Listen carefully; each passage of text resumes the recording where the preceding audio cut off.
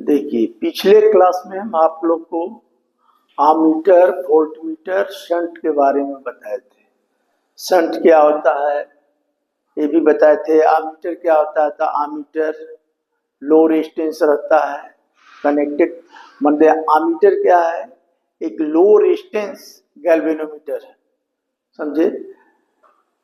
और volt meter क्या होता है, द वोल्ट मीटर जो होता है it is also measure the potential difference between the two point, है कि नहीं। तो वोल्ट मीटर जो होता है high resistance connected in parallel, parallel में रहता है, याद रखिएगा। वोल्ट मीटर, गैल्वेनोमीटर ऐसा है। वोल्ट मीटर क्या है, तो ये मूविंग कॉइल गैल्वेनोमीटर है, विथ हाई रेजिस्टेंस रहता है इनबिल्ट।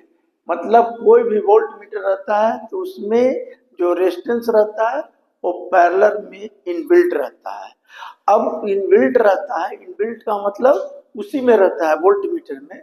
तो उसको वोल्ट मीटर को, माने गैल्वेनोमीटर को, जो मूविंग कॉइल गैल्वेनोमीटर है, उसको हम वोल्ट मीटर में बदलने के लिए हम लोग क्या करते हैं कि सीरीज में रेजिस्टेंस जोड़ते थे, जिससे उसका भी का वैल्यू चेंज कर जाता है। तो ये सब हम पिछले क्लास में आपको बताए थे। आज हम बता रहे हैं पोटेंशियोमीटर। तो पोटेंशियोमीटर क्या है, तो पोटेंशियोमीटर इज इंस्ट्रूमेंट, एक तरह का एपरेटस है। देखिए, पोटेंशियोमीटर क्या है कि आप अगर क्लास में इसका प्रैक्टिकल किया जाता है पोटेंशियोमीटर से, मतलब पोटेंशियोमीटर इज apparatus है which is used to measure the potential difference between any two point। तो पोटेंशियोमीटर ये होता है, apparatus है। तो इट इज ए लॉन्ग, देखिए it is a long wire रहता है, इसमें लॉन्ग बहुत बड़ा वायर रहता है। वो कॉन्स्टेंटन या मैग्नीन का बना हुआ था। ये दोनों ऐसा एलॉय है जिसको टेम्परेचर बढ़ाने पर there is a no effect. यही दो मेटल मतलब एलॉय कर सकते हैं जिसको टेम्परेचर बढ़ाने और घटाने पर कोई निर्भर, मतलब किसी तरह कोई चेंज नहीं होता है। तो ये वायर जो रहता है मेड ऑफ यही रहता है। अब इसमें क्या रहता है, एक आर एच रहता है, यूएस स्टेट रहता है, की रहता है, एक वुडन बोर्ड रहता है।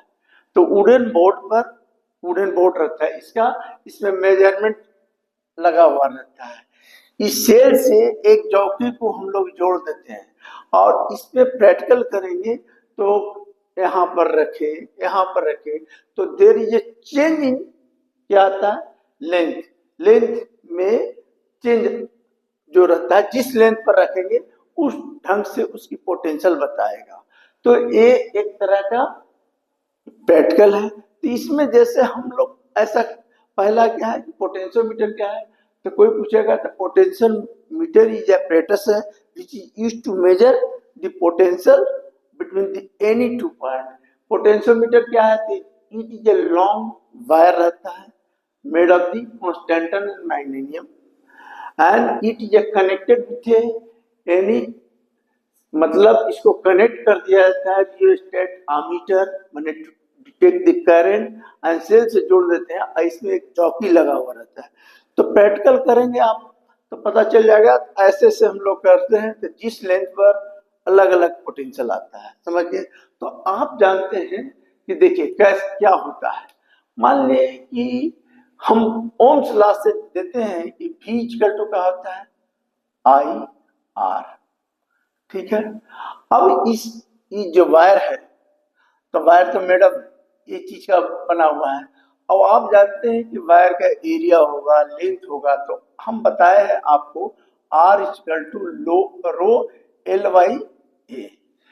रो क्या है, स्पेसिफिक रेजिस्टेंस है, एल क्या है, लेंथ है, ए क्या है, एरिया है। इसमें आप बैठा दीजिए तो आई, तो रो एल बाई ए हो गया, तो भी हो गया।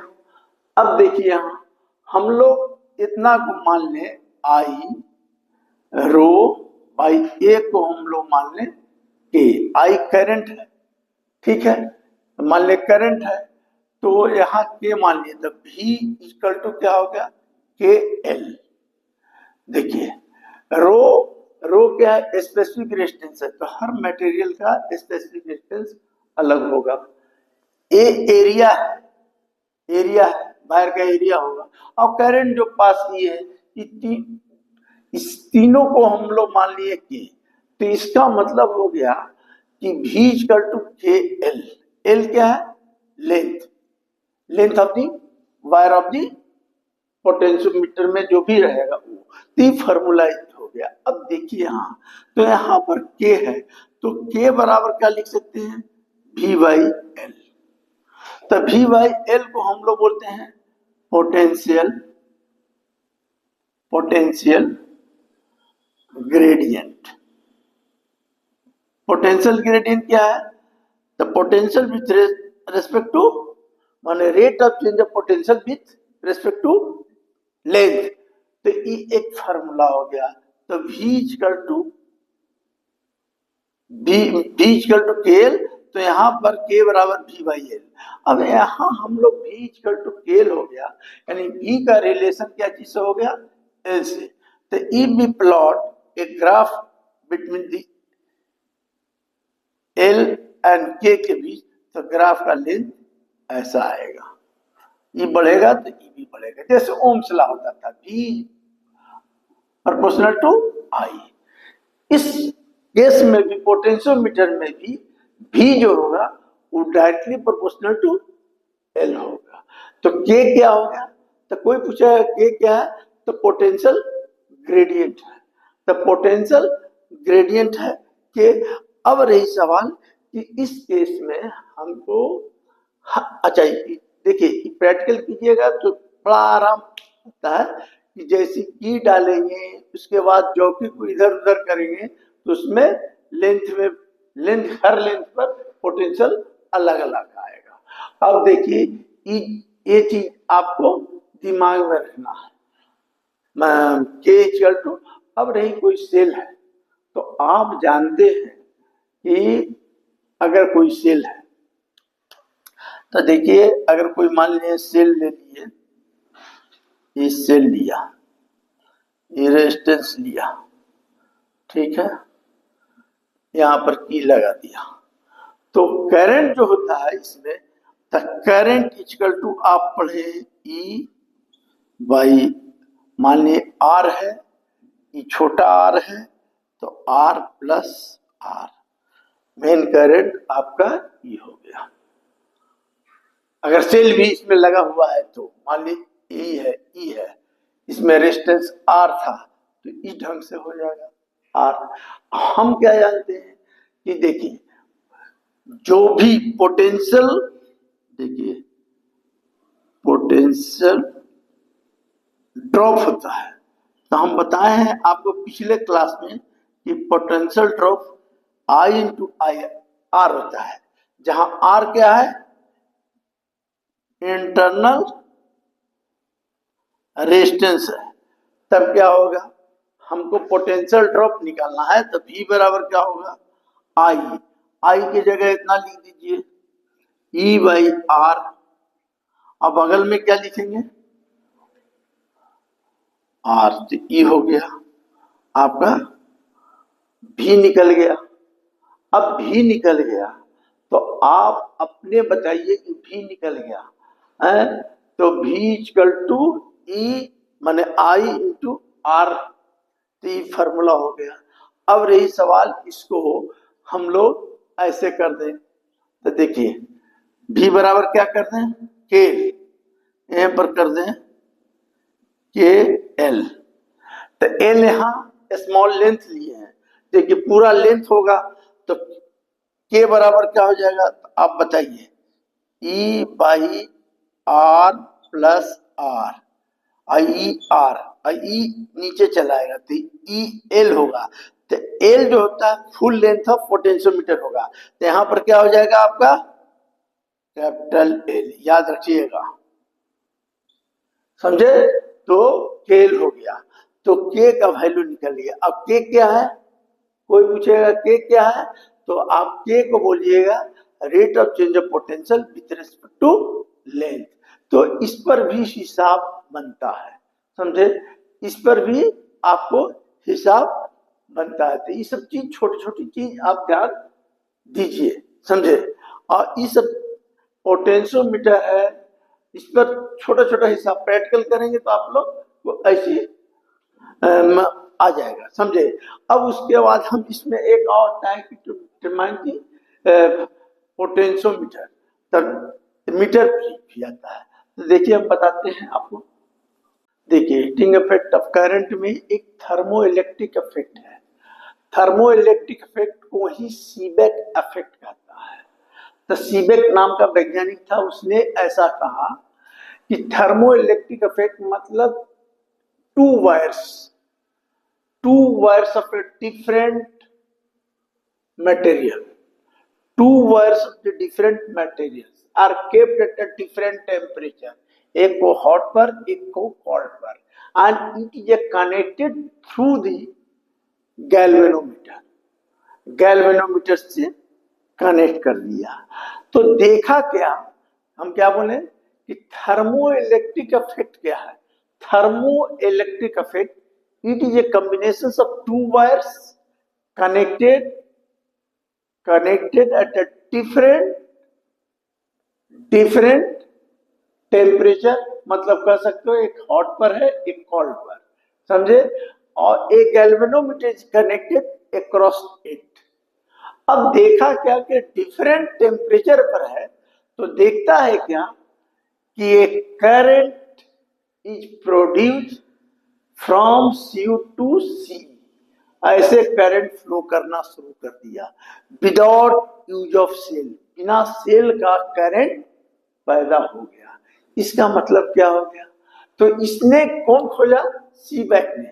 तो उसने कहा क्या कि अगर दो वायर है कनेक्ट, मतलब थर्मोकपल, इस सब का कॉम्बिनेशन दिया हुआ है, कॉपर और आयरन को रखा, they are kept at a different temperature without use of electric field, बिना यूज से, only galvanometer is applied, there is a current observed in a circuit, current पैदा हो गया।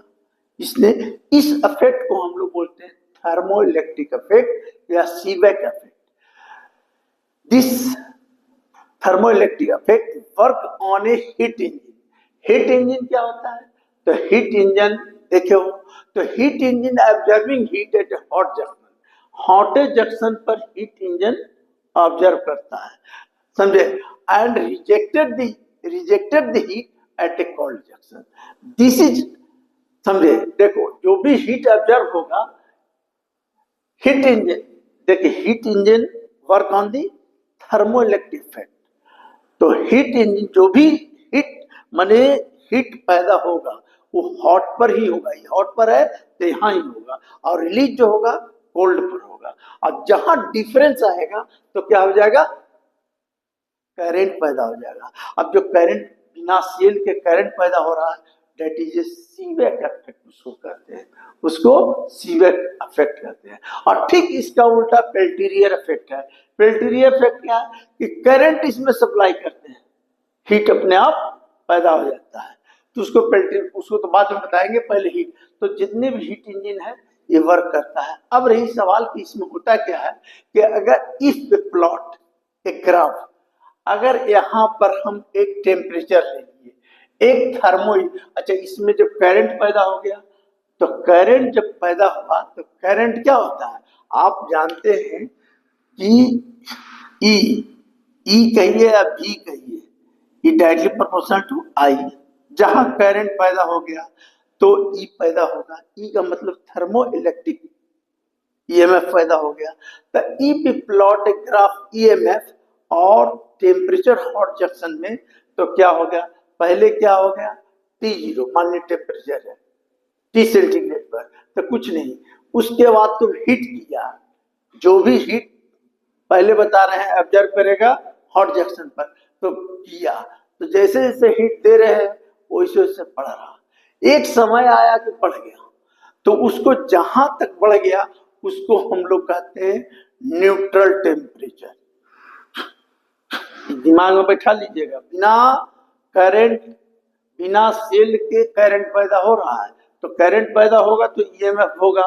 तो ईएमएफ क्या हुआ कि पहले बढ़ते बढ़ते चला गया, तो इसको कहते हैं न्यूट्रल टेम्परेचर। ठीक है, यहाँ पर मैक्सिमम आ गया थर्मो इम्पैक्ट। उसके बाद और देते चले गए हीट इंजन में, और देते चले गए, लेकिन उसके बाद क्या हो गया, इन्वर्जन हो गया। इन्वर्जन का मतलब रिवर्स हो गया, यहाँ से गिरना शुरू हुआ और गिरते गिरते कहाँ चला आया, तो इसको कहते हैं टीआई। तो इसको बोलते हैं हम लोग टेम्परेचर ऑफ इमर्जन इन्वर्जन। अब देखिए कि आप मान लीजिए कि टीएन हो गया मैक्सिमम, ठीक है, तो टीएन मैक्सिमम हो गया, तो टीएन अब सेंटीग्रेड दे दिए, तो टी माइनस टी सेंटीग्रेड किया, तो टी में से टी घट गया। फिर यहां से क्या हुआ, टीएन से टीएन है, देखिए, तो टीएन से क्या होगा टीआई, तो टीआई घट गया। तो देखिए इसको इन्वर्जन कहते हैं। तो इस देखिए टीएन मैक्सिमम हुआ, तो 0 से मान ली टी सेंटीग्रेड पर, पहले देखिए टीएन बड़ा है टीसी से, टी सेंटीग्रेड लिया, तो टीएन माइनस सी हो गया, यहां तक पहुंच गया। अब यहां से क्या हो गया, क्या हुआ, मैक्सिमम होने के बाद रिलीज कहां होगा, कोल्ड जंक्शन पर।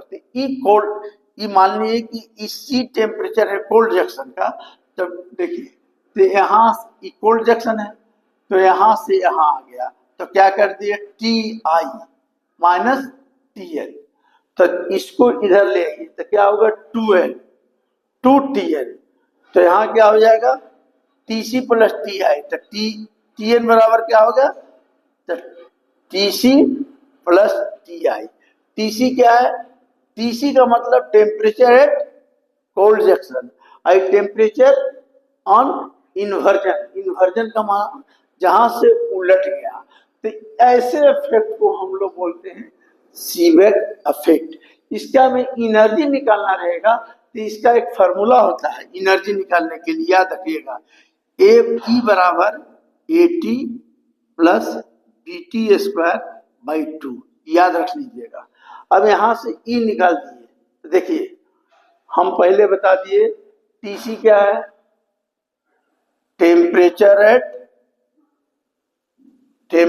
Eight cold junction. ये फार्मूला याद कर लीजिएगा, सुन लीजिए, ये बहुत इंपॉर्टेंट है, इस पर हिसाब देता है। हम पहले बता चुके हैं T 0 पर है, TC कोल्ड पर है, तो यहाँ से पहले क्या होगा कि बढ़ेगा, बढ़ते बढ़ते एक मैक्सिमम टाइम आएगा, तो उसको हम लोग बोलते हैं न्यूट्रल टेम्परेचर। इस टेम्परेचर पर न्यूट्रल हो गया, फिक्स हो गया, मैक्सिमम टेम्परेचर हो गया, मतलब ईएमएफ जो है बढ़ते बढ़ते मैक्सिमम हो गया, ईएमएफ ये मैक्सिमम हो गया। अब यहाँ से क्या हो गया, और दे रहे हैं, तो ये क्या होगा, इन्वर्जन हो गया, माने घटते हुए जा रहा है, तो घटते आ गया, तो ये फार्मूला हो गया। E इक्वल टू क्या है, A T plus B T square, there A and B are क्या है, तो देखिए इस पर आता है हिसाब, A and B are constant depends upon thermo electric wire, जो भी रहेगा ये लिख दीजिएगा। अब देखिए हमको एनर्जी निकालना है, तो एनर्जी निकालने के लिए क्या करें, इसको डिफरेंशिएट कर देते हैं, तो डी बाई डी टी, तो ए टी का 1, ई क्या होगा B into 2T by 2, 2 cancel, तो क्या हो गया ए प्लस 2B बराबर 2 कैंसिल, टी बचेगा ना, A प्लस 2BT, ठीक है। अब कहता है क्या कि हमको निकालना है मैक्सिमम एनर्जी, तो मैक्सिमम एनर्जी के लिए पढ़े होंगे आप मैक्सिमा के मिनिमा के लिए, फॉर मैक्सिमा के लिए टी बाई डी टी क्या होता है, माने rate of change of energy जो होगा टाइम 0, तो 0 हो जाएगा, तो 0 बराबर हो जाएगा A प्लस BT, तो माइनस ए बराबर क्या होगा BT, टी बराबर क्या होगा A बाई बी, तो ई हो गया आपका टेम्परेचर। किस टेम्परेचर पर मैक्सिमम एनर्जी निकलेगा, तो ए हो जाएगा। ये दिमाग में इस सीबैक इफेक्ट है। तो सीबैक इफेक्ट क्या है? तो it is a combination of two wire at a different temperature, a galvanometer is connected with a wire, and they are kept at a different temperature, and current is observed in a circuit. It means there is a no cell applied नहीं है, and without applications of cell a current is observed, that is a Seebeck effect। और जो Seebeck effect में जो temperature रहेगा वो हम आपको इस पर हिसाब आता है। अब पेल्टियर इफेक्ट क्या होता है? इट इज अपोजिट ऑफ, माने इसमें क्या होता है कि सेल लगा दीजिए, करंट पास करेंगे तो ऑटोमेटिक हीट ऑब्जर्व हो जाएगा। तो हीट ऑब्जर्विंग और रिलीजिंग होगा by connecting the two wire with a cell, that is a Peltier effect. माने it is opposite of Seebeck effect. ये आप पढ़ लीजिए, समझे?